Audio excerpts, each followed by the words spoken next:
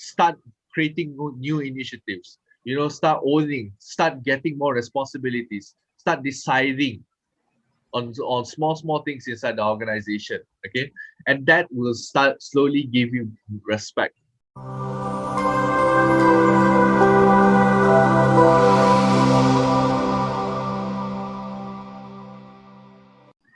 Hey everyone, welcome to the Work Inspires podcast, the people's podcast for life, career, and business.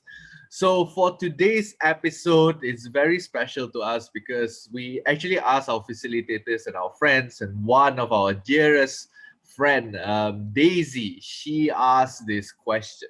Okay, how can we be taken seriously in a conversation? Just to put into context, Daisy is one of our facilitators. She's graduating or graduated already. I think she's graduated, right, guys? Yep. I Yep. already, right? Yes. I think So, so. Yeah. so Daisy, thank you for this question, and this is commonly asked inside the industry, especially for new hires or graduates.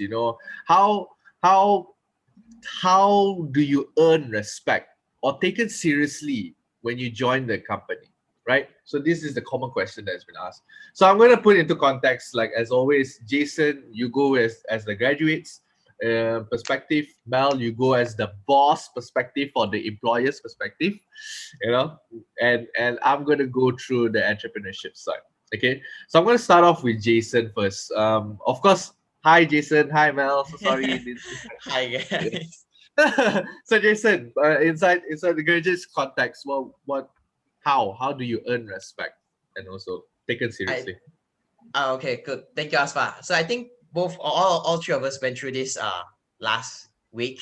So we went through this whole scenario as well. It's like how do one be taken seriously and want to run their own projects or run their own ideas, Yep. whereas the environment not say doesn't allow it, not that convincing enough. So how that one person, what advice we gave was very crucial to that one person was this: it is to prove that you can do your job correctly first. Do whatever you're tasked to do correctly first. Prove that you can finish it. So as the saying goes, action speaks louder than words, but results speaks the loudest. So if you can produce results on the most simplest task that you were tasked to do almost on your everyday mundane job, even paper shredding also is a task. If you can do it well enough, um, I think people will take you a bit more seriously after that. But if you are already complaining, even on the simplest job, and you're not performing, and you're not being, you're not coming on job on time, or you're just bantering and complaining all every single day of your life, I think the part where you want to be taken seriously doesn't really seem convincing. So yes, so to sum it all up, do your normal tasks as efficient as effective as you can, and then only ask or suggest an opinion of yours. Then you'll definitely be taken much more seriously. Nice, So nice. glad I hired you. Jason, I want to emphasize on the quote just now you mentioned. Action speaks louder than words, but Results speaks the loudest. speaks the loudest. Results speaks the loudest. I love that. I love that. Okay. All right. So Mel, you heard it from the graduate side, from the new hire right here. So as a Yes. boss, if let's say for example a new graduate, a new hire did what Jason did, right? And put the extra effort and put the extra mile. What's your perspective? I think I'm so glad I hired him, right? Because if every graduate in the world functions like that, no company will have some headache whatsoever. But Yeah. unfortunately, not all graduates function like that. So this is a bit of a reality check. There are a lot of management trainees that we work with, a lot, okay? That they, when we do their training or their consultation, whatsoever, they like to say that, I have this big idea, but my boss is not listening to me every Mm. time. And I have some management training that has complained that why haven't I received my bonus? I'm like, you joined 3 months ago. So all these things actually borders a boss and borders an employer because they in their mind you are an invested talent. Joining a management training program is difficult. All right.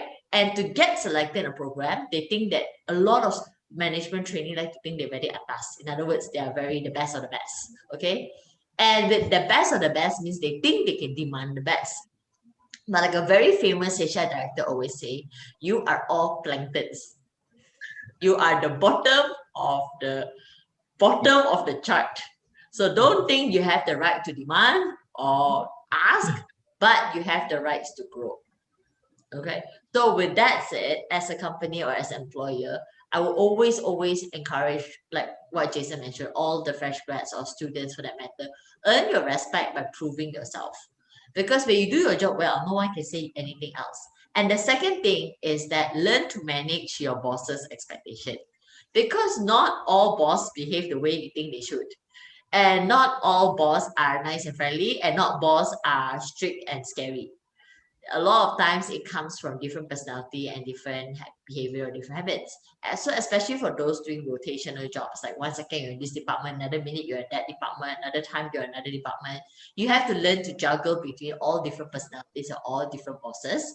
So my suggestion is to always do observation, like pay attention to the tiniest of details. My first job as a PA, I paid so much attention to what my boss triggers, what makes my boss happy, when is the best time to suggest an idea, so that I do not get into trouble. So just pay attention to all these little things and you do just fine. After you do your job well and you pay attention to this, every time you get to suggest an idea or an opinion, your boss will actually respect you better. Hmm. Hmm. I'm actually curious now, like what you mentioned just now about managing expectations and like as a PA job, right? You have to go through all of this.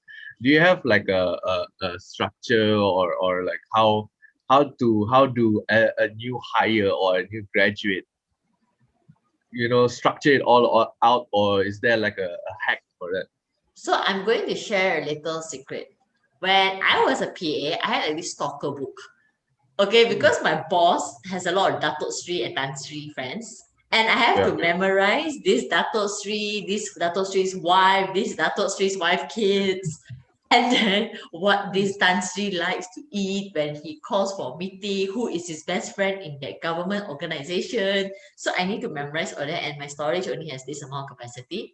So I had this Yeah. stalker book, and I write all these things down. So every time I'm in a meeting or when I follow him around, and every time he says something, I realize that okay, might be important. Like, oh, this coffee is my best friend's drink. Then I'll be like, okay, write down this coffee brand name.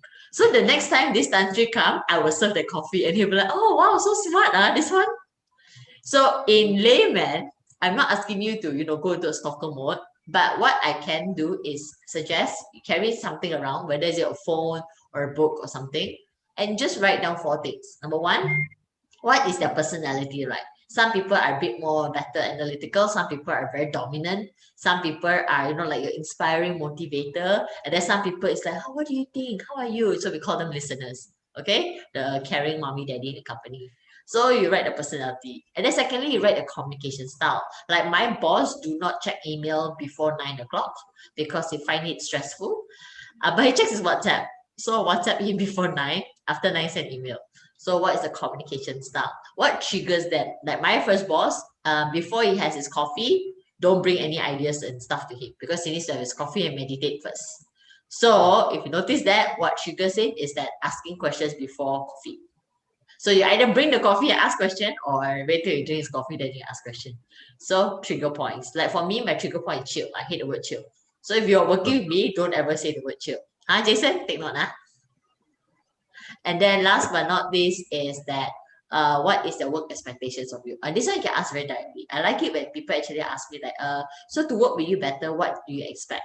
And I'll just tell you very honestly, be proactive, be independent. I'm very results driven, so make sure you try everything before you ask. So I'll just tell you upfront. So when I ask my boss all these things, I realize being a PA, it's a lot of work, one. It's a Yeah. lot of respect too. But number three, I also learned that it's important to actually customize all this to different people. So have a little book or dossier for Nice, nice, nice, nice, nice. I really like that. So it's personality, triggers, and that. managing Expectation. expectations of the work, Yeah. right?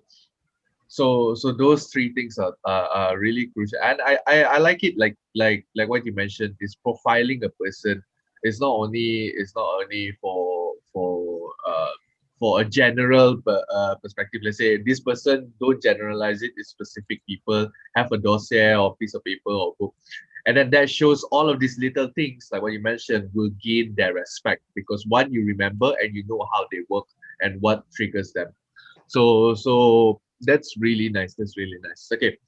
So um for entrepreneurship, okay, for entrepreneurship, this is what I see and what I've experienced. For entrepreneurship, like those that sentence, you are a small piece in a huge machine if you are inside a substantial company. For entrepreneurship, you're a big part of a machine inside the whole company, right? And you have to portray that. That's the one thing that's most important. Even though you're a new hire, whether you're a graduate, whether you're an intern inside a small entrepreneurship, inside a startup, let's say for example, like inside a startup, okay, you are a big part inside the company. So act like it. So meaning ownership is something that's very im- important, and also initiative, being proactive is not about doing work.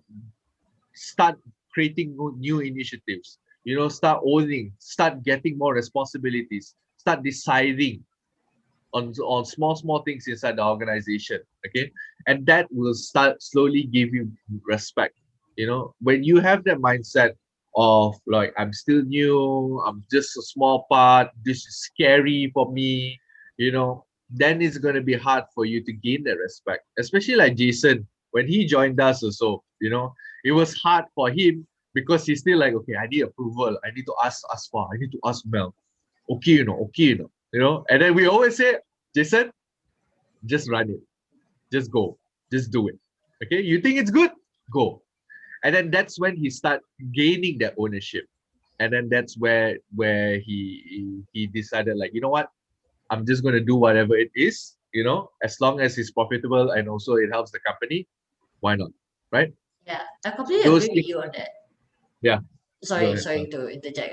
But I just want to say that some of the traits in the startup doesn't really work in the company. So you have to be mindful of where you end up working. Because like some Yeah, companies, right, you have very traditional bosses true. that, they don't want True. you to do so many things. Very true. All right. And on the other hand, like, like what Asma said, the startup, it's a completely different culture, completely different personality, completely different behavior. And for students who are a bit like lost in terms of looking what they want, being the startup's like your best place ever because you get to do everything and learn everything.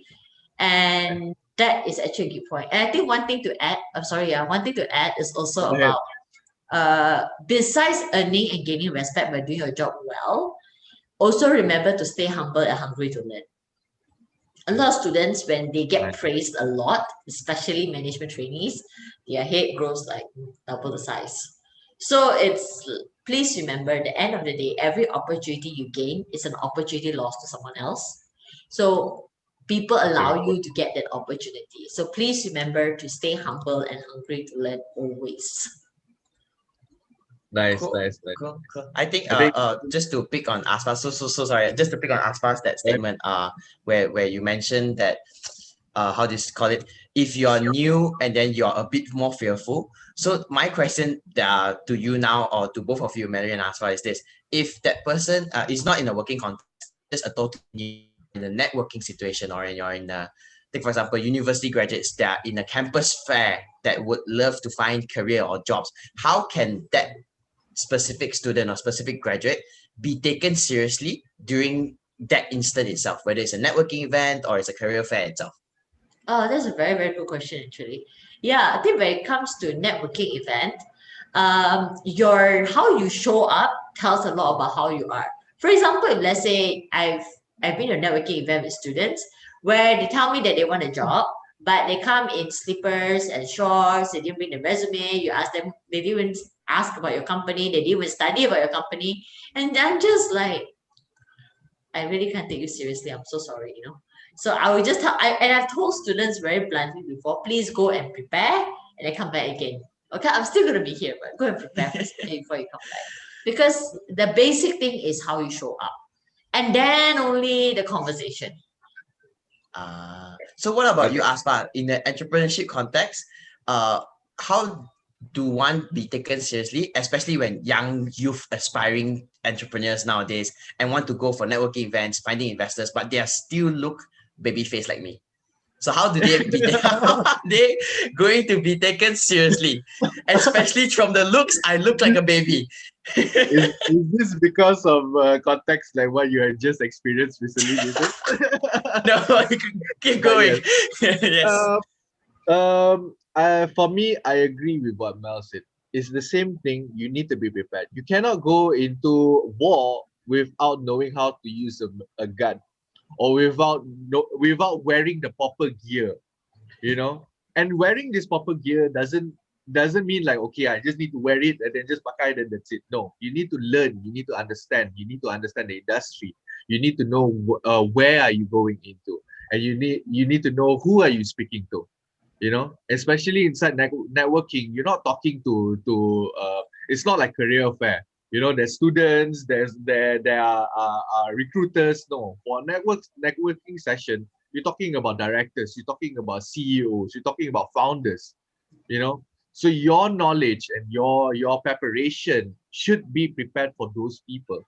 And the easiest way is like what Mary mentioned just now, is to do research in the industry, research on where your interest in, and also research on the people who are going. Now technology is easy. When you go into, not like before, you have to register manually on a piece of paper or see flyers. It's like, hey, now it's all online. You can go inside their Facebook page. You can tell who is going and who's not, and who are the audience inside the networking session.